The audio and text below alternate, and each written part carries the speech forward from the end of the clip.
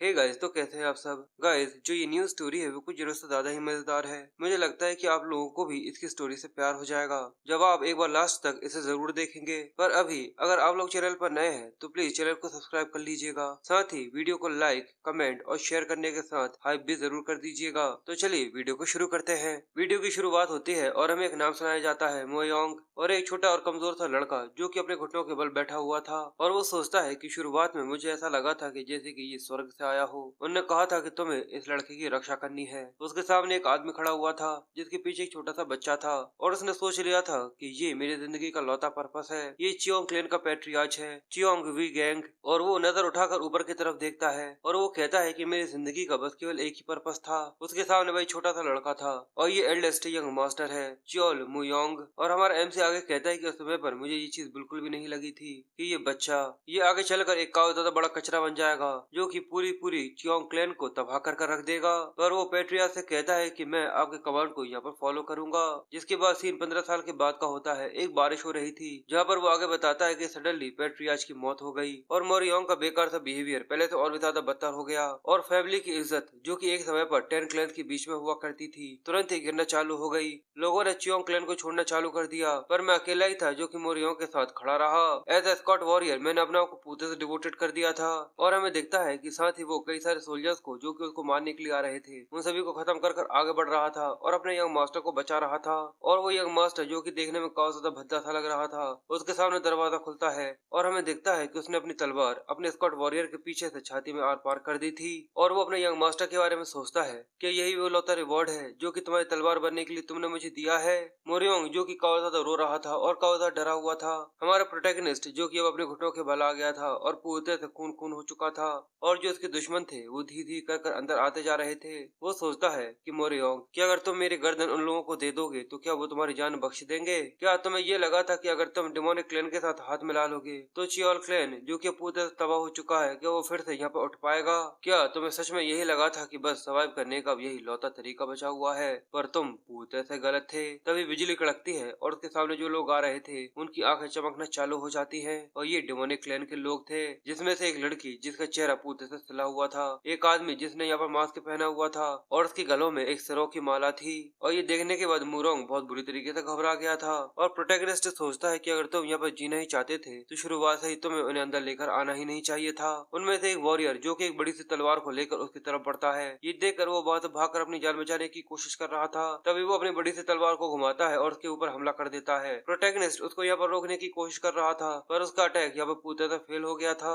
और वो सोचता है कि मुझे शुरुआत से यहाँ पर एल्डेस्ट यंग मास्टर को सर्व नहीं करना चाहिए था। पैट्रियार्च, क्या आप ये सब देख रहे हैं कि जो आपका सबसे बड़ा लड़का है वो बिल्कुल भी रक्षा करने लायक नहीं है? और वो उस समय को याद करते हुए सोचता है कि उसी समय पर मुझे इस कचरे के टुकड़े को अबेंडन कर देना चाहिए था, यानी छोड़ देना चाहिए था। और वो भी पूरी तरह हार चुका था, उसके पास भी जीने की कोई वजह नहीं थी, इसलिए वो भी अपनी तलवार को वहीं पर गिरा देता है और आसमान से गिरती हुई बारिश को देख रहा था। और वो बारिश को देखते हुए सोचता है कि आखिर अब मैं किसी को यहाँ पर इस चीज का ब्लेम दे सकता हूँ? मेरी जिंदगी में बस केवल पछतावे हैं और कुछ नहीं, क्योंकि असल में शुरुआत में मेरा कोई भी नाम नहीं था, पर जब से चियोल क्लैन के पैट्रियार्च ने मुझे उठाया था उसके बाद से मेरा नाम मोयोंग हो गया था, जिसका मतलब नेमलेस होता है। और वो आसमान में बिजली कड़कता हुआ देखकर बस यही सोच रहा था कि अगर मैं फिर से जन्म लेता हूँ तो मैं उम्मीद करूंगा कि फिर से मेरा जो जन्म हो वो बिल्कुल वैसा ना हो जैसा कि इस बार मेरा हुआ था, बिल्कुल ऐसे ही जैसे कि कोई बेनाम मौत यहाँ पर हो जाती है। और अगले सीन में हमें उसका खून पूरे में फैलता हुआ दिखाते हैं, क्योंकि आसपास खड़े हुए सभी वॉरियर अपनी तलवार उसके शरीर के अंदर धंसा चुके थे।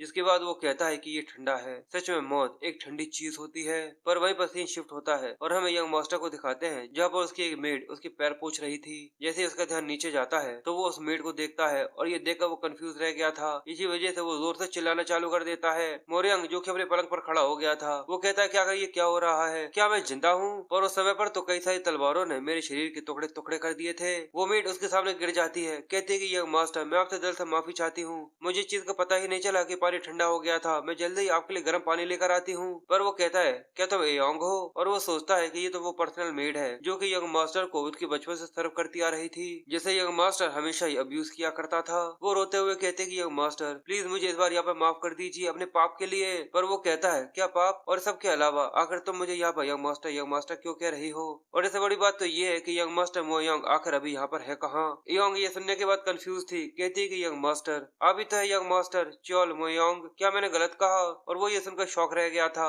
और हमें उसका वही मोटा भद्दा शरीर दिखाते हैं और जब वो अपने चेहरे को छूकर इस चीज को महसूस करता है तो वो कंफ्यूज रह गया था। जिसके बाद वो नीचे रखे हुए पानी के अंदर अपनी शक्ल देखता है, जिसके बाद उसे एहसास होता है और वो ये देखकर और भी ज्यादा शौक होते हुए कहता है कि आखिर आखिर ये क्या है। अब हमें रात का सीन दिखाते हैं जहाँ पर वो सोच रहा था कि मैं कई बार इस चीज को चेक कर चुका हूँ पर ये कोई सपना नहीं है, पर आखिर मैं फिर से धंधा कैसा हो गया और ऐसा लगता है कि मैं 15 साल पहले आ चुका हूँ, पर वो भी यंग मास्टर की बॉडी के अंदर। जिसके बाद वो याद करता है कि इस फैमिली के अंदर कोई मोरियोंग नाम का कोई लड़का है, तो वो कहती है कि इस नाम के आज तक मैंने किसी इंसान को नहीं देखा। और मोरियंग सोचता है कि मैं एल्डेस्ट यंग मास्टर मोरियंग बन गया और इसी वजह से जो मैं पहले था यानी मोयोंग वो यहाँ पे एग्जिस्ट ही नहीं करता। और वो एक लंबी सी सांस लेते हुए सोचता है कि शायद ये वही अपॉर्चुनिटी है, एक ऐसा मौका जिससे मैं चियोंग क्लैन की रक्षा अपने हाथों से कर सकता हूँ। और ये काफी अच्छी बात है कि मैं इस मेथड को अभी यहाँ पर ढूंढ सकता हूँ, मेरे पास काफी समय है क्योंकि क्लैन को तब होने में अभी लगभग 15 साल है। और वो तो तब की बात है, पर आखिर मुझे यंग मास्टर का बेटिंग चेम्बर है वो आखिर इतना ज्यादा शेडी क्यों लग रहा है, क्योंकि इस रूम का साइज तो बिल्कुल देखा जाए तो किसी रेगुलर ट्रेनी की क्वार्टर की जैसा ही है। और तभी उसका ध्यान एक तलवार के ऊपर जाता है और उसको देखकर कहता है कि ये,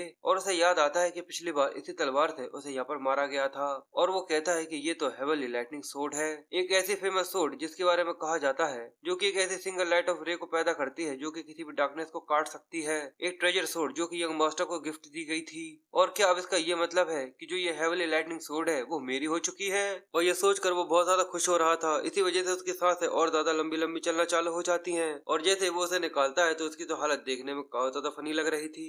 जिसके बाद वो पोज देकर उस तलवार को निकालकर उसको थोड़ा बहुत आगे पीछे घुमाता है, उसे ये देखने में काफी ज्यादा मजा आ रहा था। और वो कहता है कि बिल्कुल ये तो सच में एक अलग ही लीक की तलवार है जो कि मैं पहले इस्तेमाल किया करता था उससे, पर थोड़ी देर के लिए बस अपनी तलवार को घुमाने की वजह से उसकी सांसें यहाँ पर लंबी लंबी चलनी चालू हो जाती है। और जैसे जैसे वो आगे बढ़ रहा था उसकी सांसें बस फूलती चली जा रही थी और कुछ ही देर के बाद वो अपने घुटनों के बल आ जाता है। वो जमीन पर गिरा हुआ लंबी लंबी सांसें ले रहा था और वो सोचता है कि मेरी सांसें और मसल्स पूरी तरह से अपनी लिमिट तक आ चुकी हैं, बस केवल अपनी तलवार को थोड़ा बहुत इधर उधर घुमाने की वजह से। इसके बाद वो कल्टीवेशन फॉर्म में बैठते हुए सोचता है कि भले ही मोरियोंग ने कभी भी मार्शल आर्ट की ट्रेनिंग नहीं करी है, पर ये वो पॉइंट नहीं है जिसकी वजह से वो हेवनली लाइटनिंग सोर्ड को बस केवल कुछ ही बार स्विंग कर पाता है। हालांकि जो एनर्जी होती है वो डेंटन के अंदर कल्टीवेट होती है जो कि नेवान के अंदर बनती है और वो मेरिडियंस के थ्रू पूरी बॉडी के अंदर फ्लो करती है। पर आखिर इसकी बॉडी के अंदर आखिर ये क्या है, एक काफी ज्यादा बड़ी एनर्जी का गुबार जो कि उसके डेंटन के अंदर फंसा हुआ है पर मेरिडियन के अंदर जा ही नहीं पा रहा। और इसके अलावा जो ये एनर्जी है वो एक दूसरे के साथ यहाँ पर लड़ रही है, इसकी वजह से ये डेंटन और मेरिडियन दोनों को नुकसान पहुंचा रही है। और इसी वजह से वो परेशान होते हुए कहता है कि देख लो यही होता है जब अमीर बाप की बिगड़ी हुई औलादे बिना चीज के बारे में जाने हुए कोई भी एल्गजर कंज्यूम कर लेती है। ये तो एक गोल्डन स्पून क्यू डेविएशन है। जिसके बाद हमें ट्रेनिंग ग्राउंड का सीन दिखाया जाता है जहाँ उस क्लैन के जितने भी लोग थे वो सभी ट्रेनिंग कर रहे थे और साथ ही एक दूसरे के साथ स्पा कर रहे थे। और वहीं पे एक लड़का अपने साथी के सिर पर एक जोरदार से तलवार मार देता है और वो गिरकर कहता है कि आखिर प्रैक्टिस के बीच में आखिर पूरी ताकत से कौन किसी के सिर पर मारता है, आवाज से तो लगता है जैसे कि ये फट चुका है, अगर मुझे ऐसा पता होता तो मैं भी तुम्हारे सिर पर मार देता। तो वो लड़का हंसते हुए कहता है कि हे लड़कियों की तरह रोना बंद करो, मैंने कहा था कि मैं एक हाथ से तुम्हें हरा दूंगा, मैंने कहा नहीं था क्या, अब तुम अपनी शर्त हार चुके हो तो जल्दी से वो पैसे मुझे हैंड ओवर कर दो और अगर तुम उन्हें जीतना चाहते हो तो चलो एक और राउंड खेलते हैं और भी ज्यादा पैसों के साथ। तो वो कहता है कि नहीं ये वाला नहीं अगली वाला। जिसके बाद उन लोगों को किसी की प्रैक्टिस करने की आवाज आती है और वो कंफ्यूजन के साथ साइड में देखते हैं तो वो मोरियांग को तलवार चलाता हुआ देखते हैं। ये देखकर वो कहते हैं कि ये एल्डेस्ट यंग मास्टर नहीं है, पर कि ये पहली बार नहीं है कि यंग मास्टर ट्रेनिंग ग्राउंड के अंदर आए हो। तो दूसरा लड़का कहता है कि बिल्कुल, पर ये किसी काम की नहीं है क्योंकि जिस तरीके से वो अपनी ट्रेनिंग कर रहा था उसके साथ बहुत ज्यादा फूल चुकी थी। वो सोचता है कि ये बेकार भद्दी सी बॉडी, मुझे ऐसा नहीं लगता कि बस केवल लकड़ी की तलवार चलाने की वजह से यह तरह से भी बर्न होगी, इसलिए वो अपनी तलवार को रख देता है और कहता है कि इस बॉडी के साथ यहाँ पर ट्रेनिंग करना पूरे से इम्पॉसिबल है। वो लोग दूर से देखते हुए कहते हैं कि इतना ज्यादा जल्दी उसने गिव अप कर दिया। दूसरा कहता है कि इतना तो मुझे लगा ही था, अब लगता है कि वो यहाँ से जा रहा होगा, वैसे भी यहाँ पर ऐसा कोई नहीं है जो कि उसे पसंद करता है। पर वो देखते हैं कि मरियम तो यहाँ पर भागना चालू कर देता है और वो सोच रहा था कि सबसे पहले मुझे सही तरीके से थोड़ा सा वेट कम करना होगा, उसके बाद ही मैं ऐसा कर सकता हूँ। और धीरे धीरे कर सभी लोग अपनी ट्रेनिंग छोड़कर उसके ऊपर ध्यान देना चालू कर देते हैं और वो लोग बस उसको भागता हुआ देखकर आपस में उसी के बारे में ही बात कर रहे थे। एक लड़का कहता है लगता नहीं है कि ये यहाँ से जाने वाले हैं। ये सुनकर वो दूसरा लड़का उसके चेहरे पर एक अजीब सी मुस्कुराहट आ जाती है, एक इविल स्माइल। वो कहता है अगर ऐसा है तो मैं उसे यहाँ से जाने पर मजबूर कर दूंगा। पर दूसरी तरफ मोरियोंग तो बस अपने भागने में लगा हुआ था और वो बहुत ज्यादा थका हुआ था, पर वो अपने लैब्स पूरे करने में भी लगा हुआ था। वो पसीना पसीना बहुत बुरी तरीके से हाफते हुए कहता है कि सच में इसकी कंडीशन तो जितना मैंने सोचा था उससे भी काफी ज्यादा खराब है। मोरियोंग की करंट बॉडी पूरी तरह से तबाह हो चुकी है और एलेक्सस की वजह से, जो कि वो बचपन से पी रहा था। वो ना जाने कितने एलेक्सस थे जो कि इसके शरीर के अंदर जाकर अब एक दूसरे के साथ क्लैश कर रहे हैं और अब वो यहाँ पर पॉइजन बन चुके हैं। और सच में वो बेवकूफ मोरियोंग, अगर उसने बचपन से थोड़ी बहुत भी ट्रेनिंग करी होती तो उसके अंदर इतनी ज्यादा इंटरनल पावर होती कि सभी लोग उससे जलते। इसलिए अब सबसे पहले मुझे इस बॉडी को ऐसे स्टेट के अंदर लेकर जाना पड़ेगा जहाँ पर वो इन एलेक्सस को एब्जॉर्ब कर सके। चियोंग क्लैन का मार्शल आर्ट तो उसके बाद आता है, पर तभी वही चीज को महसूस करता है कि एक तलवार उसकी तरफ ही बढ़ रही थी और वो देखता है कि उसके सामने से एक तलवार जाती है। बड़ी मुश्किल से वो उससे बच पाया था और वो तलवार सीधे जाकर दीवार से धस जाती है। और ये देखने के बाद वो काफी ज्यादा शौक सा रह गया था। वो कहता है, क्या एक असली तलवार? तभी साइड में से वो लड़का वहाँ पर भागते हुए आता है और कहता है कि यंग मास्टर, मुझे माफ कर देना, असल में तलवार मेरे हाथ से झटक कर गलती से आपके सामने आ गई। उसके साथ बाकी सभी लोग भी वहाँ पर आए हुए थे और वो सब यहाँ पर मोरियोंग के ऊपर हंस रहे थे। ये देखकर वो समझ जाता है कि ये लोग जानबूझकर उसको यहाँ पर परेशान कर रहे हैं। और एक आदमी कहता है कि यंग मास्टर, ये जगह जितनी आपने सोची है उससे भी ज्यादा खतरनाक है। तो दूसरा कहता है कि इसी वजह से कहीं आपको गलती से चोट न लग जाए, हम लोग रेकमेंड करेंगे कि आप फिर से हर बार की तरह अपने रूम के अंदर जाकर बैठ जाओ। और ये देखकर वो समझ जाता है कि ऐसी ही चीजें होती है। और वो लड़का मुस्कुराते हुए सोचता है कि ये पिग बिना अपने पेरेंट्स के यहाँ पर घूमने की हिम्मत कर रहा है। इस वार्निंग के साथ मुझे लगता है कि ये फिर से किसी कोने के अंदर जाकर छुपकर बैठ जाएगा। पर मोरियोंग तो हंसते हुए कहता है कि मुझे माफ करना, पर तुम्हारा बहुत बहुत शुक्रिया कि तुम मेरी काउता तो चिंता करते हो। ठीक है, अगली बार मैं चीज का ध्यान रखूंगा। और ये कहकर वो फिर से भागना चालू कर देता है। पर ये देखकर वो लोग उसके ऊपर हंसने लग जाते हैं और उस लड़के से कहते हैं कि आखिर क्या हुआ, यंग मास्टर तो यहाँ से गए ही नहीं, अब तुम बैठ हार चुके हो तो जल्दी से हम लोगों को पैसे दो। और जैसे उन लोगों को पैसे मिल जाते हैं तो वो लोग शराब पीने के लिए जाने लगते हैं। और वो लड़का जिसने काफी सारे पैसे खो दिए थे वो गुस्से में और शर्मिंदगी की वजह से कपकपाए जा रहा था और उसे मोरियोंग के ऊपर काफी ज्यादा गुस्सा आ रहा था। और मोरियोंग जो कि भागते हुए सोचता है कि वॉरियर्स जो कि अपने यंग मास्टर की यहाँ पे बेइज्जती कर रहे हैं, सच में ये कितनी ज्यादा घटिया बात है। पर अभी मुझे यहाँ पर होल्ड बैक करना होगा क्योंकि अगर मैं उनसे लड़ता हूँ तो मैं यहाँ पर हार जाऊंगा। और मेरे एक्सपीरियंस के साथ ये चीज मैं साफ साफ कह सकता हूँ। पर देखा जाए तो ये चीज ठीक है क्योंकि चियांग क्लैन के जो सीक्रेट मार्शल आर्ट है जिसे मेरी प्रीवियस लाइफ के अंदर मैं काफी ज्यादा सीखना चाहता था, वो जरूर हेवली ड्रैगन लाइब्रेरी के अंदर होगा। और अब क्योंकि मैं मोरियोंग हूँ तो मैं डेफिनेटली उस लाइब्रेरी के अंदर जा सकता हूँ, जिसके अगले सीन में हमें दिखाते हैं कि वो हेवली ड्रैगन लाइब्रेरी के सामने खड़ा हुआ था। और वो सुनने के बाद शौक रह जाता है। वो कहता है कि आखिर तुमने क्या कहा? तो वहाँ पर खड़ा हुआ गार्ड एक लंबी सी सांस लेते हुए कहता है कि ठीक है, मैं एक और बार आपको समझाता हूँ।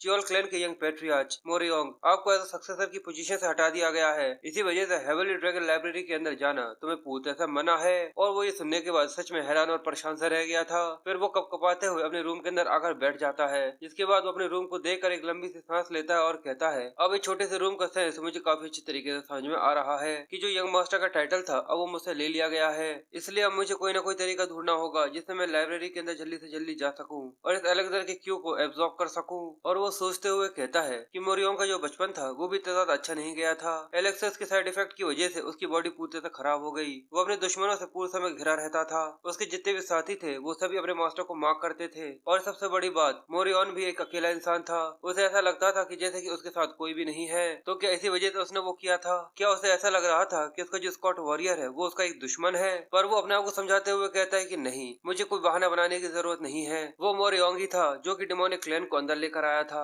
जिसके बाद चियोन क्लैन पूरी तरह तबाह हो गया था और उसके सभी लोग भी। और एक रीजन था कि उसका कोई भी साथी नहीं था और ये उसकी बेकार बिहेवियर और उसके बार बार चिल्लाने की वजह से था। और मैं भी एक अकेला इंसान था, पर इसकी वजह यही थी क्योंकि मैं मार्शल आर्ट ट्रेनिंग के अंदर पूरी तरह से खोया हुआ था और उसकी नाक में खाने की गंध जाती है। और वो देखता है और सोचता है कि योंग ने ये बनाया है मशरूम और मशरूम्स, क्या वो इसके अंदर थोड़ा सा मीट नहीं डाल सकते थे? सच में ये कुछ जरूरत से ज्यादा ही ब्लेंड है। मैं तो ये सोचता हूँ कि आखिर मोरियोंग ये सब खाने के बाद भी इतना ज्यादा मोटा कैसे हो गया। और लगता है जैसे मोरियोंग के पास एक ही इंसान था जो कि उसका दोस्त था। अगले सुबह का सीन दिखाते हैं जब वो ट्रेनिंग ग्राउंड के अंदर आ गया था और एक्सरसाइज करना चालू करता है। पर फिर वो एक लंबी सी सांस लेते हुए सोचता है कि सच में आखिर ये किस तरीके की बेकार सी बॉडी है जो कि बस वार्म अप करने की वजह से ही थक गई। योंग वहाँ पर आकर उससे कहते हैं कि मास्टर तो आप उठ चुके हैं। वो उसको देखकर कहती है क्या आप फिर से आज भी यहाँ पर ट्रेनिंग करने वाले हैं? वो कहता है कि बिल्कुल। वो कहती है अगर ऐसा है तो मैं आपको यहाँ पर गुड लक विश करने के लिए आई थी। ये देखकर उसे काफी अच्छा लगता है और वो मुस्कुराते हुए उसके साइड में से जा रही थी। और वो पूछता है कि ये मेरी लॉन्ड्री है यानी मेरे कपड़े हैं? वो कहती है कि मुझे माफ करना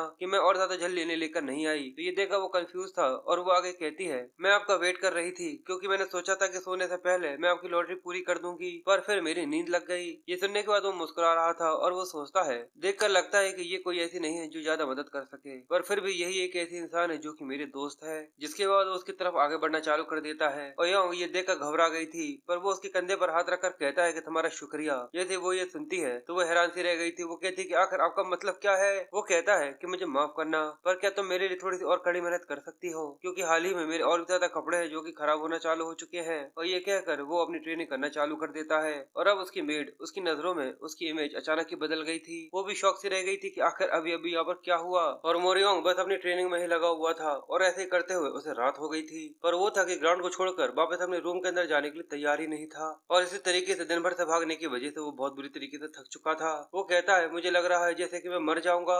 और वो अपनी पास्ट लाइफ के बारे में सोचता है। जब वो अपनी तलवार की प्रैक्टिस कर रहा था तो उसका मास्टर कहता है आखिर तुम कहाँ पर स्ट्राइक कर रहे हो मोयोंग, क्या तुम्हारा ध्यान सामने की तरफ नहीं है। और वहीं वो किसी की आवाज सुनता है, क्या तुम न्यू ईयर फेस्टिवल देखने जाना चाहते हो।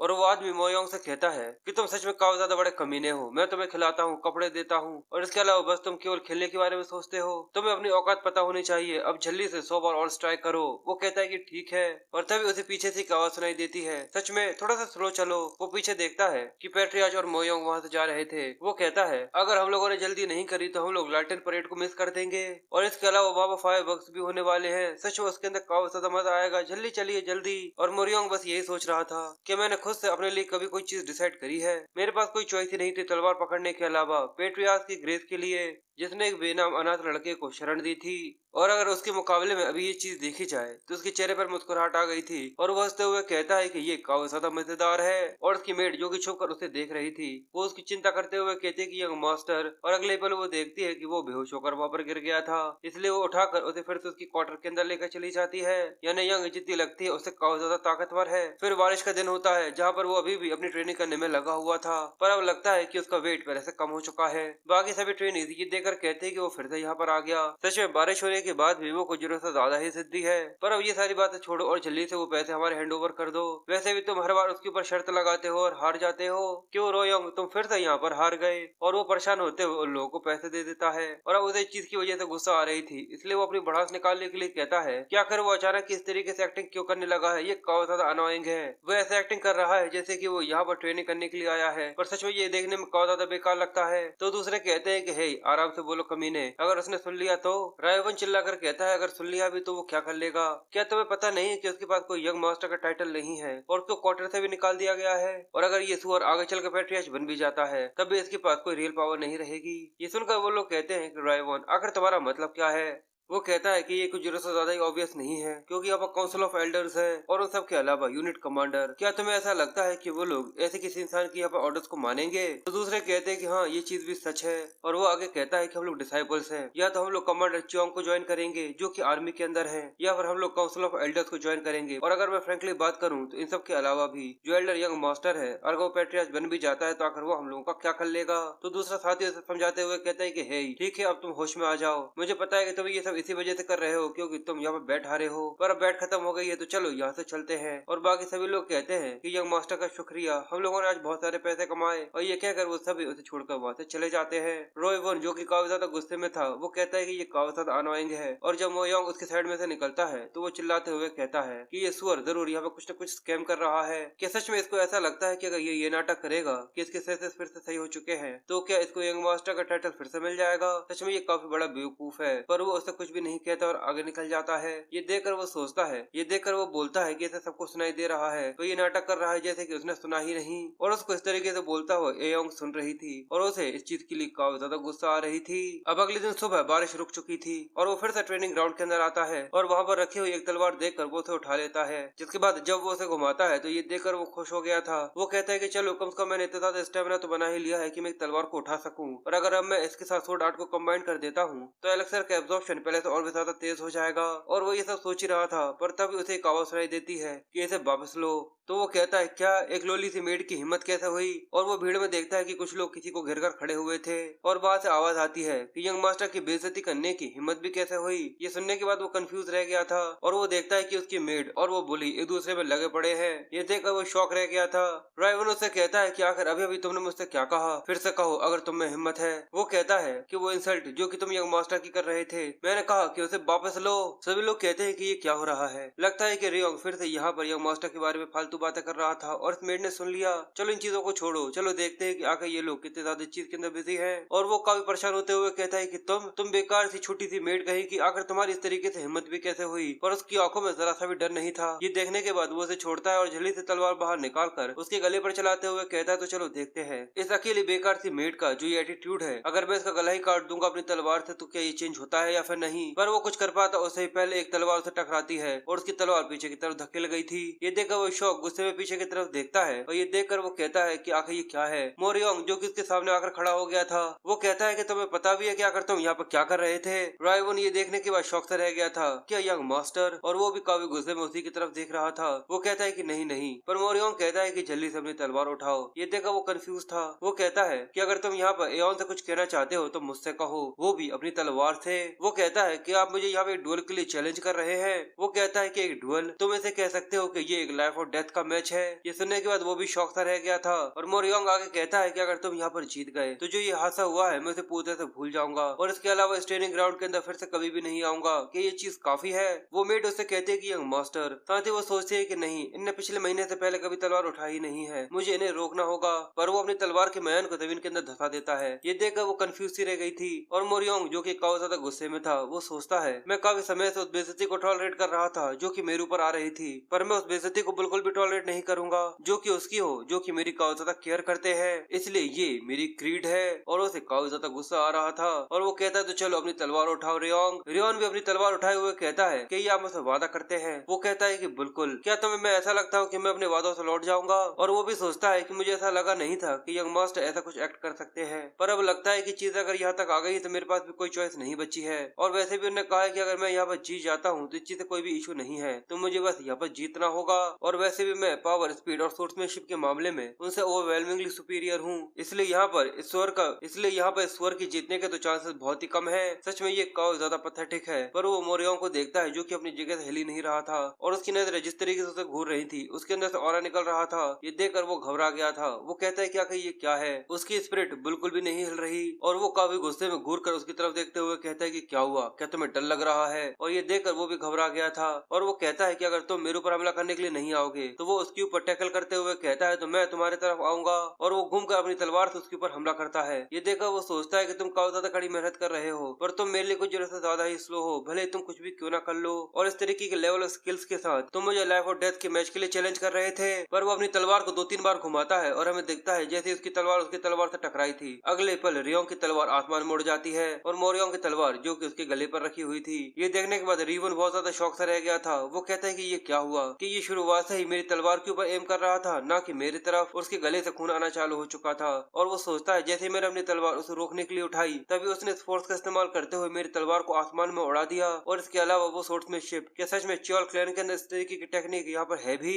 आखिर ये सुअर इतना ज्यादा ताकतवर कब बन गया। मोरियोंग उससे कहता है कि मैंने तुमसे क्लियरली कहा था कि ये एक लाइफ और डेथ का मैच है, क्यों मैंने सही कहा ना। और उसके बाद भी तुम अपनी तलवार अपने ओपोनेंट के सामने इतने ज्यादा लापरवाही के साथ घुमा रहे थे। क्या च्योल क्लैन के अंदर तुम्हें इस तरीके से ही सिखाया जाता है। वो अपने घुटनों के बल आ गया था और मोरियोंग कहता है कि सच में ये काफी ज्यादा पैथेटिक है, तुम इस तलवार को उठाने के लिए बिल्कुल भी क्वालिफाइड नहीं हो। और वो उसकी तलवार उठाने के लिए जाता है तो उसका ध्यान जाता है कि उसके हाथ से खून आ रहा है और वो ये देखकर बोलता है अब तुम उस रीजन के बारे में सोचो जब तुम इस तलवार को उठाते हो, और अगर तुम्हें वो रीजन मिल जाता है तो फिर से मेरे पास जरूर आना। तब तक के लिए ये तलवार अब तुम्हें कभी भी नहीं मिलेगी, तब मैं फिर से तुमसे लड़ूंगा इस तलवार के लिए। और रेवन बस उस रीजन के बारे में सोच रहा था जिसके लिए वो इस तलवार को उठाता है। जिसके बाद वो अपनी मेट से कहता है तो चलो यहाँ से चलते हैं। रेवन पहले उसे रोकने की कोशिश करता है पर उसके मुंह से कोई शब्द ही नहीं निकलता और अब वो यहाँ पर हार चुका था इसलिए वो उससे कुछ भी कह नहीं पाता। और जैसे वो लोग वहाँ से निकलकर अंदर आते हैं एवं अपने घुटनों के बल आ जाती है और रोते हुए कहती है कि यंग मास्टर प्लीज मुझे माफ कर दीजिए, मुझे इस तरीके से आगे नहीं बढ़ना चाहिए था।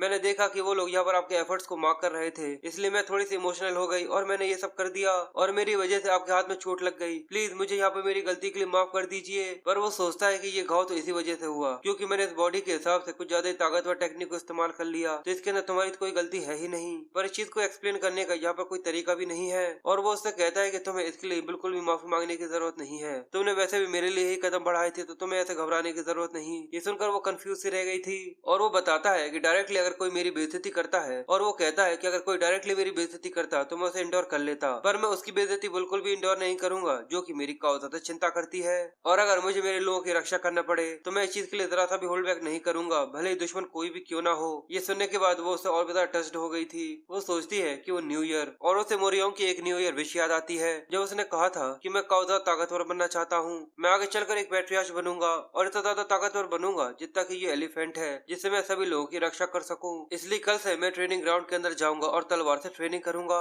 और रेयन भले ही तुम मुझसे काफी ज्यादा लंबी रहो पर उसके बाद भी मैं तुम्हारी रक्षा करूंगा। और ये सब याद आने की वजह से उसकी आंखों में आंसू आ गए थे, और वो रोते हुए कहती है कि यंग मास्टर आपका बहुत बहुत शुक्रिया, ये वही यंग मास्टर हैं जिनको मैं पहले जानती थी। पर तभी उसे पीछे से एक आवाज आती है कि वो शब्द, क्या तुम उन सभी की रिस्पॉन्सिबिलिटी ले सकते हो? और वो दोनों ही कंफ्यूजन के साथ पीछे की तरफ देखते हैं, और ये देखकर वो शौक से रह गया था, और वो कहता है कि ये मोरियोंग के अंकल हैं, और साथ ही चियोल क्लैन के 3 प्लेयर्स में से एक, और साथ ही general commander of heavenly dragon, heavenly phoenix sword unit, और उनका नाम सियोन हाक है। और वो कहता है कि वो शब्द, मैंने सुना, क्या तुम उन सभी की रिस्पॉन्सिबिलिटी ले सकते हो? मोयोंग उनके सामने झुकते हुए कहता है कि अंकल आपसे मिले हुए काफी लंबा समय हो गया, मुझे माफ करना कि मैं आपसे मिलने में फेल हो गया। और साथ ही वो सोचता है कि ये वही कमांडर है जिनके ऊपर मैं भरोसा करता हूँ और साथ ही फॉलो करता हूँ, और मैंने सोचा था कि मैं शायद कभी इनसे इस तरीके के मैनर से मिलूंगा। और वो कहता है कि अंकल कहना बंद करो, ये कितनी ज्यादा बड़ी रिडिकुलस सी चीज है, समय बर्बाद करना बंद करो और मेरे क्वेश्चन का आंसर करो। और वो सोचता है कि जनरल कमांडर का जो एटीट्यूड था यंग मास्टर के लिए 15 साल तक बिल्कुल ऐसा ही रहा था,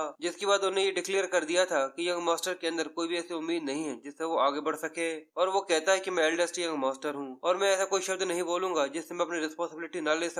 और वो कहता है कि मैं अपने लोगों की रक्षा करूंगा, ये मेरी क्रीड है। अंकल सुनकर सरप्राइज थे, क्या तुम्हारे खुद के लोग रक्षा क्रीड? पर तुम्हारे मुंह से इस तरीके से निकलने वाले शब्द, ये सब तो ठीक है, पर वो सोड यूनिट जो कि तुमने डुएल के समय पर इस्तेमाल करी वो हेवनली ड्रैगन सोड आर्ट था, ड्रैगन्स क्लॉ, और वो एक ऐसी सीक्रेट टेक्निक है जो कि हेवनली ड्रैगन सोड यूनिट के अंदर इस्तेमाल की जाती है, पर तुम उसका कोई हिस्सा नहीं हो इसलिए तुम उसे नहीं सीख सकते। पर अगर किसी ने तुम्हें ये सिखाई है इसका मतलब हेवनली सोड ड्रैगन यूनिट के अंदर कोई धोखेबाज है जिसने अपनी ओथ को तोड़ा है।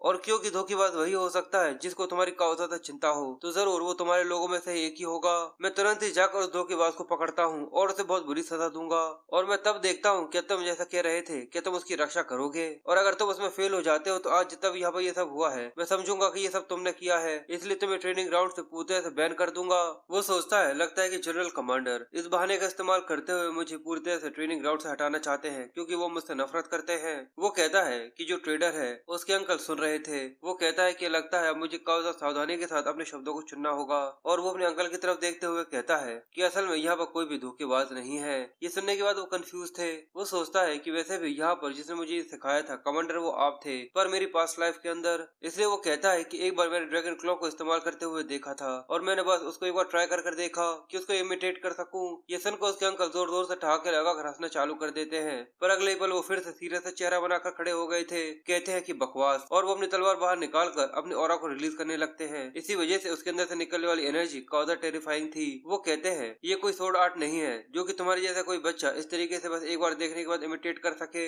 जल्दी से अपनी तलवार बाहर निकालो, मैं तुम्हारी तलवार से खुद ये चीज पूछूंगा। ये देखकर वो घबराते हुए सोचता है कि इनका जो ये प्रेशर है वो कुछ जरूरत से ज्यादा ही डरावना है। वो कहता है कि मैं पहले ही आपको एक बार कह चुका हूँ, पर अगर आपको मेरे ऊपर भरोसा नहीं है तो आप मुझे अपने दूसरे सोड आर्ट दिखा सकते हैं। मैं कोशिश करूंगा कि मैं उसे भी यहाँ पे इमिटेट कर सकूं।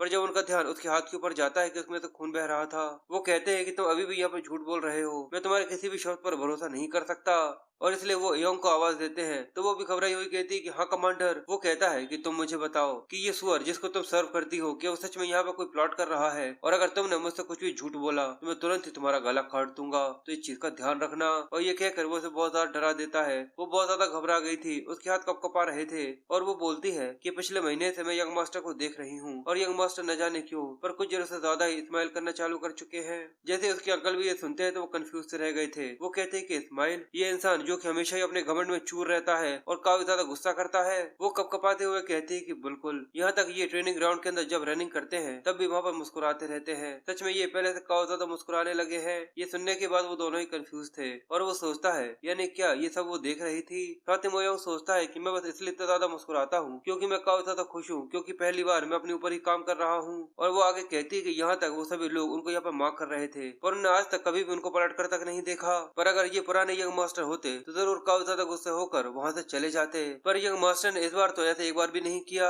यहाँ तक उनने अपनी तलवार भी बस यहाँ पर मेरे लिए निकाली थी, वो भी पहली बार। मुझे सच में ऐसा लगता है कि यंग मास्टर यहाँ पर बदल चुके हैं। प्लीज यंग मास्टर के ऊपर भरोसा कीजिए। ये सुनने के बाद अब वो भी सोच में पड़ जाता है। क्या तुम ये कह रही हो कि ये पहले से बदल चुका है? और अब वो यहाँ पर उसे टेस्ट करने के बारे में सोचता है। वो कहता है कि आखिर कौन सा मार्शल आर्ट है जो कि तुम्हें आता है? मोरियोंग कहता है कि मुझे हेवनली यंग डिवाइन आर्ट आता है। वो कहता है इसका मतलब तुम बाकी लोगों से ज्यादा अलग नहीं हो। ठीक है, मैं तुम्हें 2 महीने देता हूँ। अगर तुम इन 2 महीनों के अंदर हेड डिसाइपल को हरा देते हो तो मैं कोशिश करूंगा कि चीज के ऊपर भरोसा कर सकूं कि तुमने जो कहा है वो पूरी तरह से सच है। तो बताओ, क्या तुम ऐसा कर सकते हो? ये सुनकर वो मुस्कुराते हुए सोचता है कि वो हमेशा से ही मुझे इस तरीके से टेस्ट किया करते थे, इसलिए वो बोलता है कि बस 1 महीना ही पूरी तरह से काफी होगा। ये सुनने के बाद उसके अंकल भी सरप्राइज रह गए थे, इसलिए वो अपनी तलवार वापस रख लेते हैं और कहते हैं कि ये काफी अच्छा है और घूमकर वहाँ से जाने लगते हैं। और मोरियोंग मुस्कुराते हुए अपनी मेट से कहता है तो चलो हम लोगों को यहाँ से वापस चलना चाहिए, क्योंकि अभी ऐसी बहुत सारी रनिंग है जो कि मुझे करनी है। ये सुनकर वो मुस्कुराते हुए कहती है कि ठीक है, और वो दोनों वहाँ से निकल जाते हैं। जिसके बाद अब 15 दिन हो चुके थे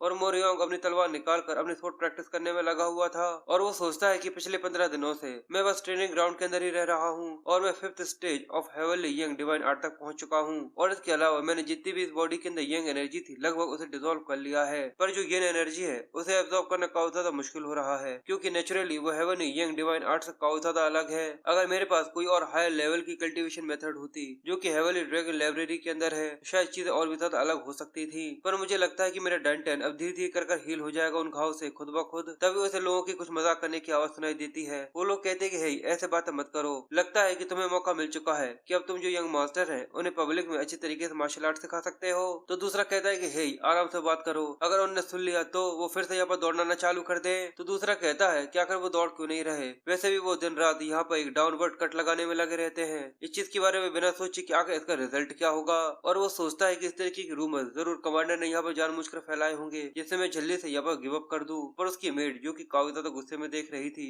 और वो सामने की तरफ देखता है कि उन लोगों के बीच में एक आदमी बैठा हुआ था। वो कहता है कि हे, इतने ज्यादा यंग मास्टर के साथ हार्श मत हो, मुझे लगता है कि शायद उन्हें सोर्ड आर्ट और होरिंग के बीच में ज्यादा डिफरेंस नहीं पता। और ये सुनकर वो लोग फिर से यहाँ पर हंसना चालू कर देते हैं। पर तभी मोरियोंग उन लोगों के बीच में आकर खड़ा हो जाता है और कहता है लगता है कि तुम लोग यहाँ पर काफी ज्यादा इंटरेस्टिंग स्टोरी को सुना रहे हो। ये सुनकर वो भी सरप्राइज रह गया था और मोरियोंग उससे कहता है कि तुम हेड डिसाइपल हो। वो आदमी कंफ्यूज था। वो कहता है कि हाँ, मैं हेड डिसाइपल हूँ, पर तुम इसकी ज्यादा चिंता मत करो, डुअल में मैं तुम्हारे ऊपर काफी ज्यादा नरमी बरतूंगा और जल्दी से खत्म कर दूंगा। पर मोरियोंग सोचता है कि ये फेस ऐसा लगता है कि मैंने इसे कभी कहीं पर देखा था, इसलिए वो उससे उसका नाम पूछता है। तो वो आदमी अपना नाम बताता है कि मेरा नाम सियोक जी है। जैसे वो ये नाम सुनता है तो वो कहता है क्या ली सियोक जी, अब मुझे याद आ गया, इसका चेहरा अभी काफी ज्यादा शार्पर है, इसी वजह से मैं तुरंत इसको रिकॉग्नाइज नहीं कर पाया। और ये तो वही इंसान है जिसने डेफिनेटली चियोल क्लैन की इन्फॉर्मेशन डिमोनिक क्लैन के अंदर लीक करी थी। और इस चीज के बारे में सोचते ही उसे काफी गुस्सा आ जाता है और वो वहाँ से जाते हुए कहता है कि सियोक ली, मैं इस चीज को याद रखूंगा। वो कहता है कि ये मेरा ऑनर है।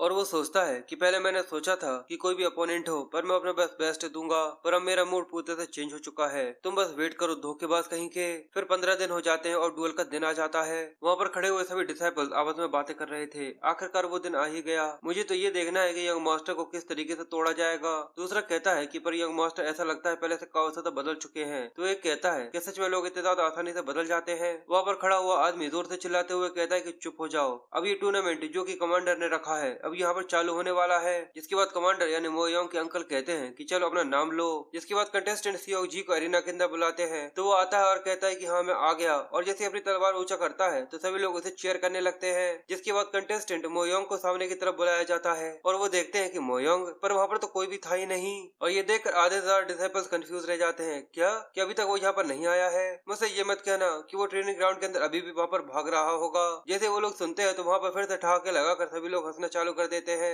मुझे लगा ही था ऐसा ही कुछ होगा, सच में हम लोगों ने ऐसा ही एक्सपेक्ट किया था। और ये कहकर सभी लोग बस उसका मजाक उड़ाए जा रहे थे। उसके अंकल भी यही सोच रहे थे और यहाँ तक सियोक जी को इस चीज की वजह से काफी ज्यादा खुशी हो रही थी। पर तभी मोयोंग की आवाज आती है कि मैं यहाँ हूँ। वो कंफ्यूज होकर दूसरी तरफ देखते हैं तो वहाँ पर एक लड़का और उसकी मेड आ रही थी और वो सीधे ही एरिना के अंदर आ जाता है। सभी वहाँ पर खड़े हुए डिसाइपल्स ये सोचते हैं कि आखिर वो पिक कहाँ चला गया और आखिर ये लड़का सीधे यहाँ पर कहाँ से आ रहा है। रुको, पर देखने में ये चेहरा तो काफी ज्यादा फेमिलियर सा लग रहा है। नहीं, ऐसा नहीं हो सकता, मुझसे ये मत कहना। क्या ये यंग मास्टर है? अब उसकी अपीयरेंस पूरी तरह से बदल चुकी थी। अब वो पहले से काफी ज्यादा अलग लगने लगा था और वो मुस्कुराकर कहता है कि मोयोंग यहाँ पर आ चुका है और सच में पहले से वो काफी ज्यादा हैंडसम हो चुका था।